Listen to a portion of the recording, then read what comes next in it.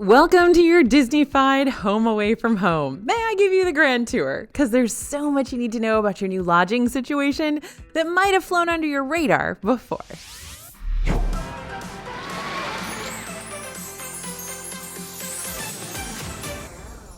Hey everybody, it's AJ for Disney Food Blog, and word on the street is you're thinking about booking a Disney World hotel. If that's true, then there are some major things I want to tell you about before you head off towards vacation land, so you can prepare yourself for the good, the bad, and the wild side of Disney's ever-popular resorts. And yes, I know vacation land is technically Maine, but it just kind of fell out of my mouth. Anyway, we have opening dates for some highly anticipated brand new hotel rooms in Disney World. It's almost time.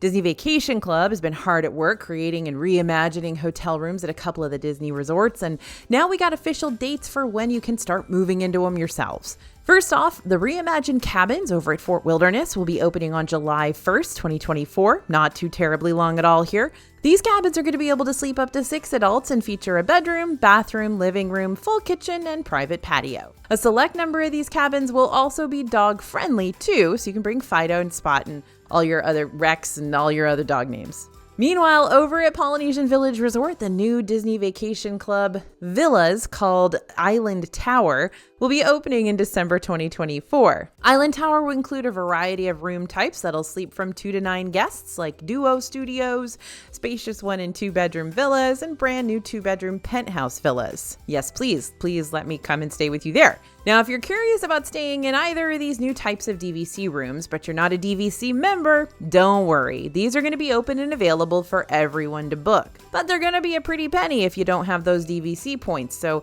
you may want to start saving now for those future dream Disney stays. Now, we've also got a big cancellation policy change. Hopefully you don't have to cancel your Disney hotel stay in the future, because I know how excited you are to crash on those white sheets and watch the resort TV channel over and over again.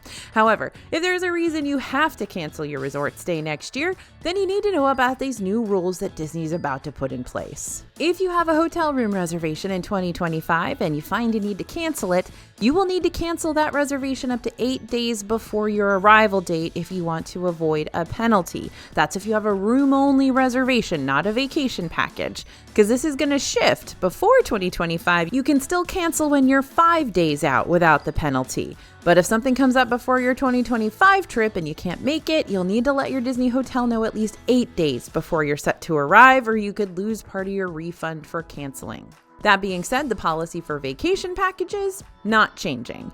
If you booked your hotel as part of a vacation package, which includes your hotel reservation and park tickets, you can cancel the whole package 30 days from your arrival date and receive a full refund. If you cancel from 2 to 29 days before, though, you're going to lose $200 as a cancellation fee. And if you cancel the day before or the day of your arrival, you're going to forfeit the whole cost of the vacation package. I wouldn't stress too terribly much over these policies, but if you're worried you may have to cancel your trip at the last minute within those 8 days, check to see if your credit card has trip cancellation or interruption insurance. Many travel-based credit cards offer this, so if you don't get all your money back from Disney, you could still recoup your costs through that insurance. If your credit card does not cover trip cancellation or interruption, you can consider purchasing travel insurance. It's going to cost a little extra, but it'll also offer you that peace of mind if you think something may pop up before your trip and you're worried about not getting a full refund. Always check the fine print though, and know that this will cover the types of things that could potentially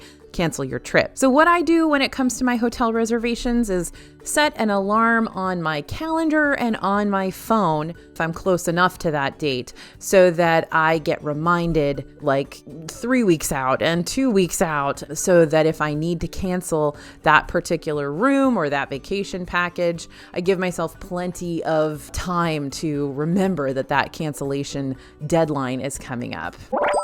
Now, we've gotten some mixed responses from y'all when it comes to this new 2025 perk, but let's talk about it and see if the good/bad vibes stick around after the details are out there in the open. Starting in 2025, if you're staying at a Disney World hotel, you'll get a free park ticket to the water parks on your arrival day. This ticket will be good to use at either Blizzard Beach or Typhoon Lagoon because, as pattern has had it since the 2020 closures, usually only one or the other is open at any given time, but never both. That means you can just drop your stuff at your hotel on your check-in day and go have some fun at a water park. If you arrive at your hotel early, your room probably won't be ready for you just yet, but you can still grab your gear for the water park and then ask Bell Services to babysit the rest of your stuff while you go out and play for the day. When you get back, you'll be able to pick up your luggage from Bell Services and take it to your room, or go up to your room and call Bell Services and they can bring it to you. If you decide to use this perk next year, make sure you pack your swim gear and water park stuff like sunscreen and water shoes in a place where you can easily get to it when you arrive in Disney World, like in a carry-on, so it's easy to grab and go. Of course, if you're driving or you've rented a car, you could always just drive directly to the water park, grab your swimming suits, and have some water fun before checking into your hotel. And that's totally a-okay to do as well if you're comfortable leaving all your luggage in your car out in the parking lot. The water parks do have lockers if you need a place to keep your things while you're splashing around. A standard locker costs $10 per day and a large one costs $15 per day. These won't hold large bags or suitcases. The large locker is 15 inches by 13 by 17, but you can store backpacks or smaller carry-on bags in here. Now, at your average Joe hotel, you might have a breakfast buffet, and if you're lucky, a little table service or a lounge for some late night bites. But Disney hotels are different. At several of the Disney resorts, you're going to have a ton of dining options to choose from, including quick service, lounges, pool bars, character dining, and signature dining too. That's why they call them resorts. Even the value resorts, which will only have one restaurant, still have lots of options within that restaurant. They're food courts, meaning you're going to have a lot of different choices to cater to everyone in your group, and they also have pool bars. Dare I say I like Disney resort dining better than park dining? Because sometimes I really do. We talk even more about Disney World Resort food and all the other Disney World restaurants while we're at it in our DFB Guide to Walt Disney World Dining, which you can pick up over at dfbstore.com anytime you want to. Just make sure you type in code YouTube for a discount before you check out. But for now, here are just a few of my all-time favorite resort restaurants to grab a bite to eat. And don't forget that even if you're not staying at these hotels, you can still eat there. That's totally fine. Disney wants you to wander around their hotels and resorts because then you might pay the big bucks to stay there. So over at Cruise Cup Lounge and Disney's Yacht Club, you can order specialty cocktails from their full bar and grab some lounge bites for dinner. But what you really can't miss out on here are those prime rib sliders, which might just be the best savory bite you'll have on vacation all trip long. Big talk, I know, but I do love them, and I hope you feel the same way too. Note that the prime rib sliders don't pop up on the online menu, but you should see them featured in the physical menu in the lounge when you visit. For character dining, I'm a big advocate for storybook dining at Artist Point with Snow White. Here you're going to dine inside an enchanted forest setting with a themed fairy tale prefix meal where you can look forward to seeing Snow White, Dopey, Grumpy, and even the evil queen throughout dinner. And then there's Animal Kingdom Lodge, which, well, don't make me decide on just one restaurant to choose over there. I could literally eat at any of them and be a very happy AJ. You've got the quick service Mara, super yummy, the buffet Boma, also super yummy, the table service Sanaa, yummy and has an awesome view of the resort Savannah and all their animals, and you've got the fancy restaurant Jico, very, very yummy, expensive. Plus, the lounges and pool bars here, which are always incredible and well worth a visit, is something you should consider. But again, you can learn all about them with reviews and price points and descriptions and full color pictures, all of it, via the DFB Guide to Walt Disney World Dining. Go check it out. Now, for the most part, a standard Disney hotel room will be able to sleep 4 guests, but there are some standard rooms on property that could sleep an extra 5th guest too without making you pay an arm and a leg for a villa or suite to fit the whole family. So let's talk about those standard rooms that hold more people. Moderate resorts like Caribbean Beach and Port Orleans Riverside have a 5th sleeper room option available where the hidden 5th bed will be tucked away into the wall. When you pull it out of the wall, it's not going to be a huge bed or anything, but it'll still be perfect for kids. Plus, when you pull the bed down for the night, you'll also reveal some cute Disney artwork for a little extra magic. Just make sure that if you want the 5th sleeper option, you select the 5th sleeper option when making your room reservation online. These 5th sleeper rooms will be clearly marked so you don't have to worry about selecting the wrong option. And don't forget, some transportation perks might go missing. Hotels like Port Orleans French Quarter and Riverside, Old Key West, and Saratoga Springs don't necessarily have the best park transportation options because they've only got bus service for you to rely on. But there is another transportation option that helps make up for that just a smidge, which will get you over to Disney Springs, and that's the Sassagoula Riverboats. Now, these boats aren't all that speedy, but they are a nice and leisurely way to get over to the springs and back to your hotel again. That being said, while the boats are supposed to be available all year round, there are some points points during the year where they might become temporarily unavailable because of low water levels. If you find yourself in this situation, you might have to rely on bus systems again, which will take you between the resorts and Disney Springs. It's just not as fun as a riverboat ride. Saratoga Springs also has a walking path you can take over to Disney Springs too, if you don't mind the extra steps. And while the walking path isn't too terribly far from the shopping district itself, if you're staying over at the lobby end of the resort, your hotel room might be way farther away than that, meaning those extra steps could turn into an extra mile of walking. So you might still be better off jumping over to your nearest bus stop and taking a shuttle from there, if you want to save your poor blistered feet. And if you're staying at a resort on the Skyliner route, you may need to plan for some backup modes of transportation. Typically, the Skyliner shuts down for a refurb in mid to late January, but it'll also close if there's bad weather and lightning in the area. They will run buses during that time, but if you're booking one of those hotels for the Skyliner perk, it can be a big bummer if you don't get to use it. So breakfast is super important, but what if you can't order that most important meal? There may come a time when you're trying to leave your resort early, either to get to a park before your early theme park entry, or you need to hop on a bus and head back to the Orlando airport at the end of your trip. And you'll find out the hard way that most of Disney's resort quick service restaurants do not open until 7 a.m., while most table service spots don't open until, at the very earliest, 7:30.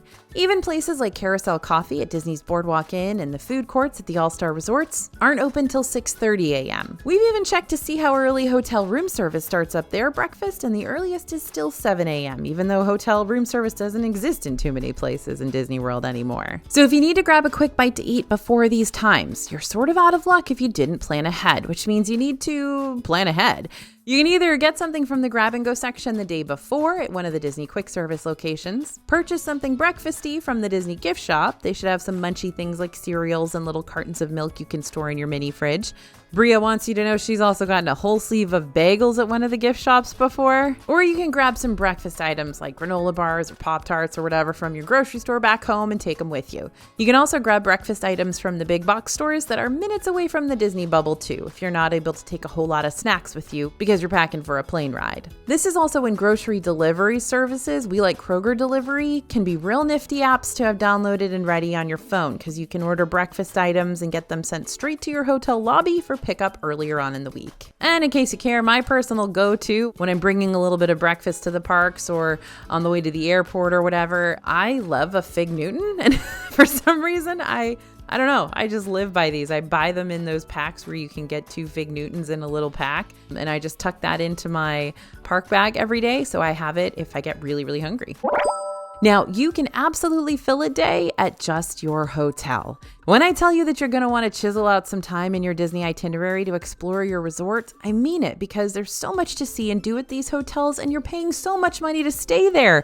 You need to make the most of it. Just to give you a teensy-weensy peek at what you can do around the hotels, let me show you some of the activities, both free and premium, that you can fill your Disney days with. If you're cool with spending some extra money, you may want to rent a boat at one of the resort marinas, the Starlight Safari at Animal Kingdom Lodge, create a mosaic at Coronado Springs and the Contemporary Resort, tie-dye t-shirts. I still have a t-shirt I tie-dyed at Disney World Resort like years ago.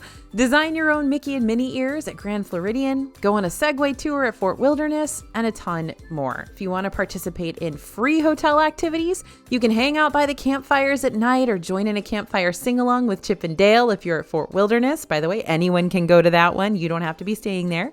You can compete in glow games, which we've seen happening recently over at Contemporary Resort. Go on a scavenger hunt, maybe even win some prizes while you're at it.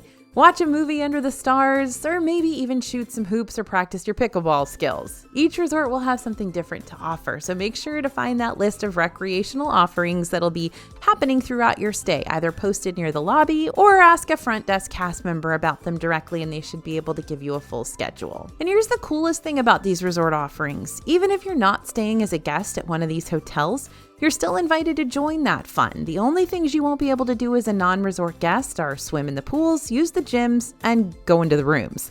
Otherwise, you can craft and dance and boat and explore to your heart's content. If you need help narrowing down where you want to stay during your Disney trip, we got a free guide that's going to help. We made a free mini guide for all of Disney's hotels with details and info about each to help you decide which is right for your group. And yeah, did I mention? It's free. You can grab a copy at disneyfoodblog.com/hotels or scan the QR code.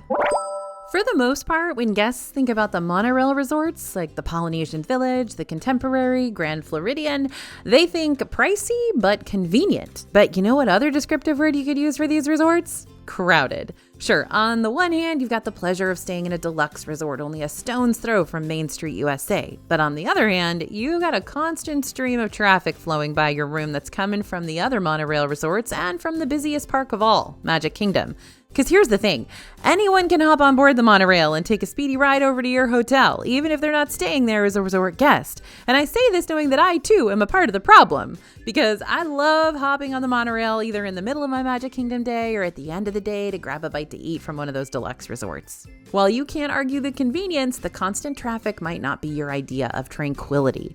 And it might not fit with your idea of spending thousands of dollars to stay at a hotel. Another thing to note is that you might be prone to feeling the fishbowl effect depending on where your room is located. Because if you're right there next to the monorail, then anybody taking that mode of transportation can peer right into your room if your windows are open. Now, if you're truly going to be bothered by being in a room within the sight lines of the monorail, then you'll want to make a room request in advance. You can do this in a couple of ways. The simplest way is to go through the online check-in process on the My Disney Experience app up to 60 days before check-in.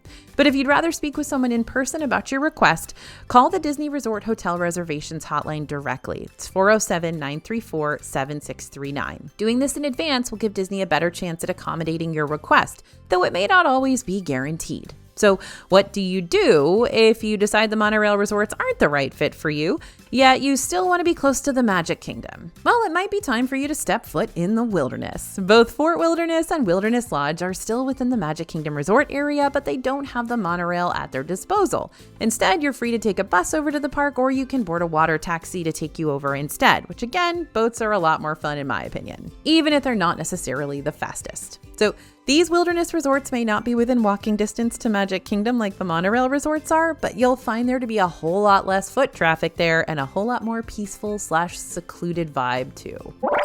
So I know you don't want to hear this, but we've got even more Disney resort renovation projects we've got to be on the lookout for in the future. So let's rip the Band-Aid off so you know what to expect before you go. Starting May 2024 and lasting throughout November, some rooms at the Port Orleans Resort French Quarter will be under refurbishment. This means you may be able to hear some construction noise during the day, but it won't keep you from having a good night's sleep, hopefully.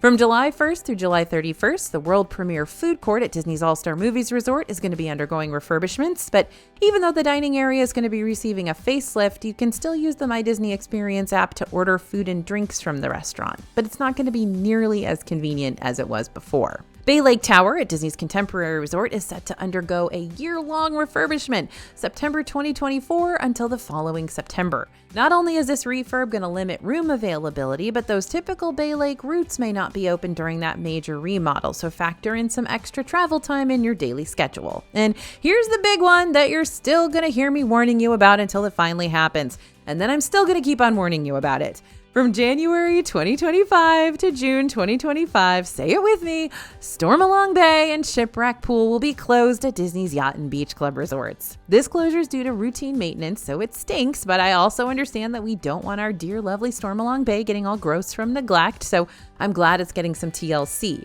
But because this is the most popular pool in all of Walt Disney World, I want you to know about it and I want you to plan ahead, because even if you've heard from all your friends in the book club that you got to stay at these hotels so that you get access to that like mini water park, don't go from January to June of next year. The Fantasia Pool at Disney's All-Star Movies Resort will also be closed from January 2025 to April 2025, which is very sad, but not as big of a deal since you'll still be able to swim in the Duck Pond pool as well as the feature pools at the neighboring All-Star Resort hotels. Not great, but not horrible. And honestly, if I were you, I'd probably choose a different All-Star for that time frame. And of course, big changes are still happening over at Disney's Boardwalk as they continue to work on their new table service, the Cake Bake Shop by Gwendolyn Rogers, and their new snack stand, Blue Ribbon Corn Dogs. Both of these locations are slated to open sometime in 2024. But time is a ticking. Next, let's attack that elephant in the room. Well, not attack it, I guess just mention it.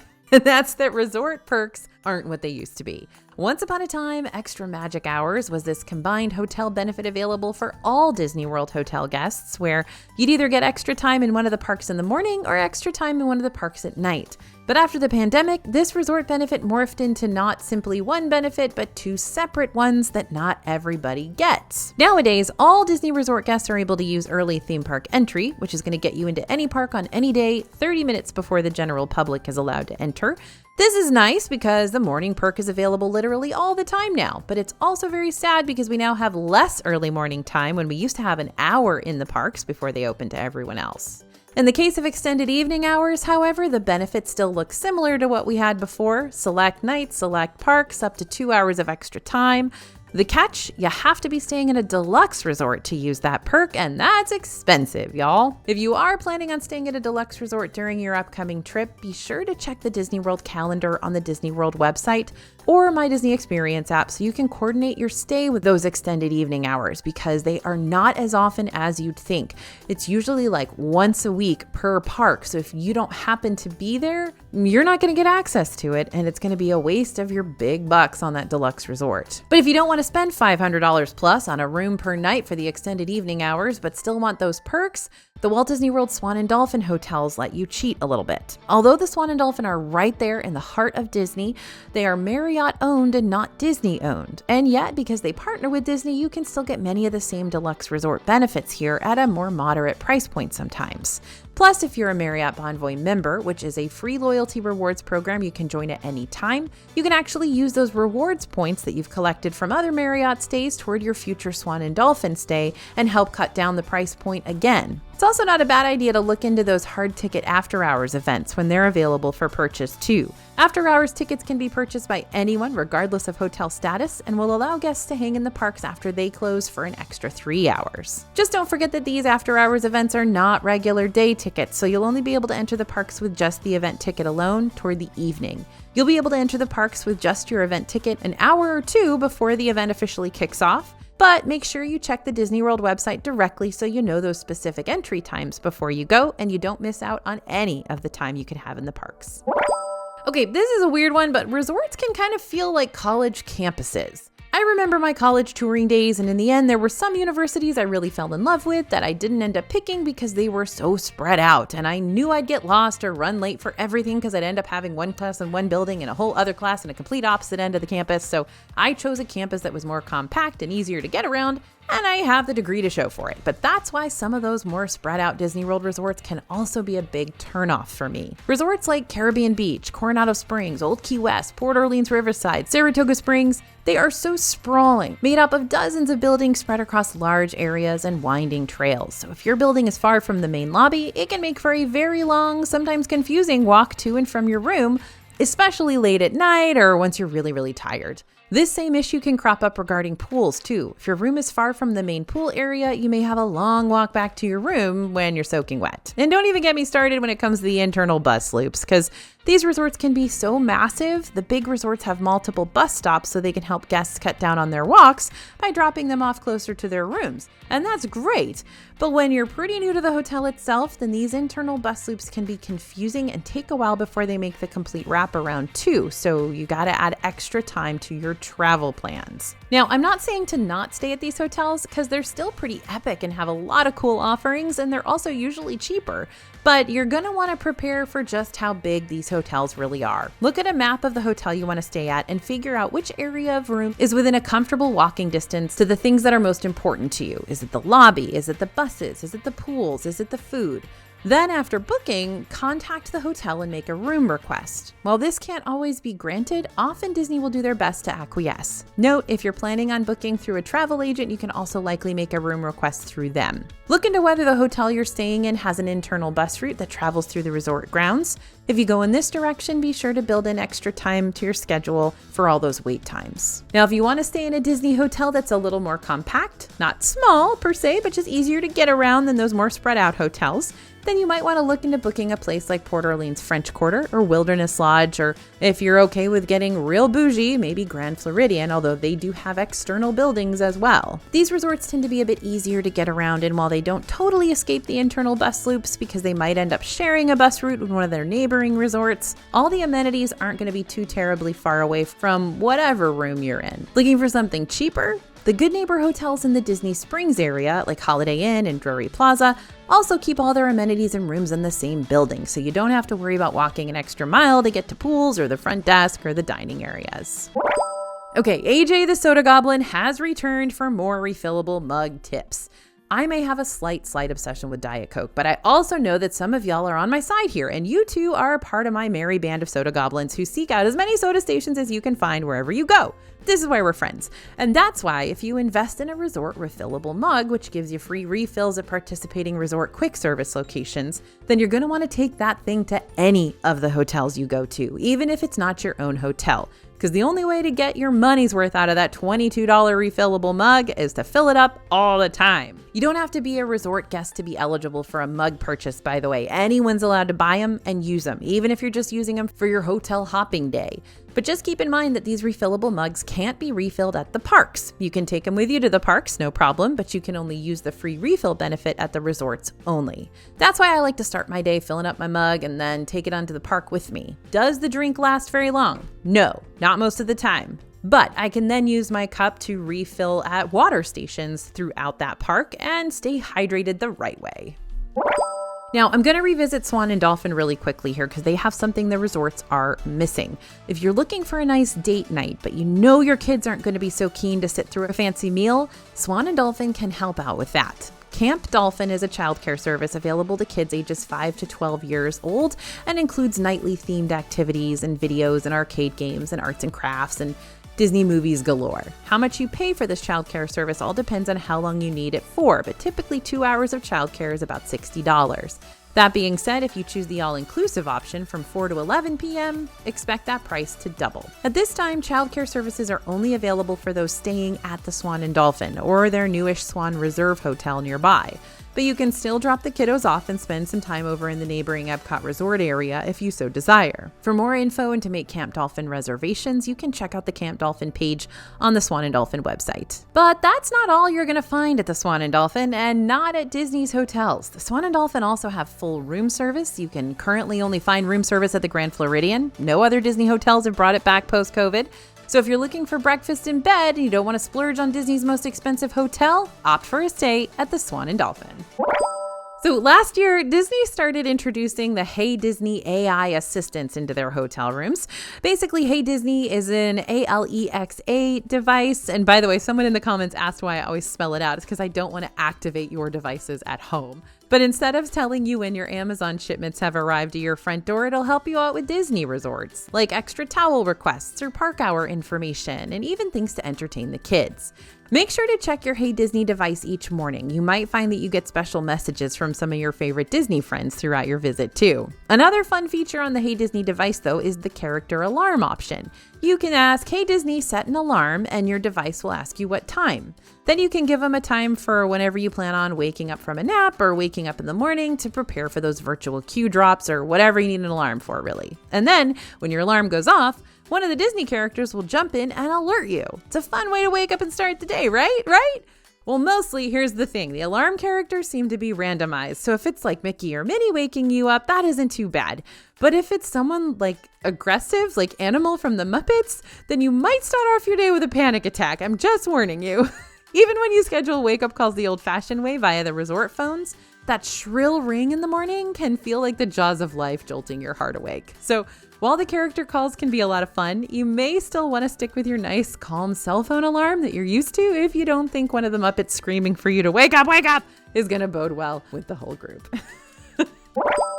Now, before you head off to start making your grand Disney hotel plans, don't forget that we have a lot of other resort videos on our channel now that continue to help you figure out the ins and outs of the wonderful world of Disney hotels. We just released one called the 50 Amazing Things You Never Knew Were in Disney Hotels. You should go watch that. We also have one that is ranking all the Disney hotels, and it's a brand new video. It's not one from like 3 years ago. So it has all of the information you need to make your choice for this year. So definitely look at our hotel playlist. We got lots of info there because you know what? We've stayed at all these hotels lots of times. Thanks for listening, everyone, and thanks for watching. As always, this is AJ for Disney Food Blog, and we'll see you real soon.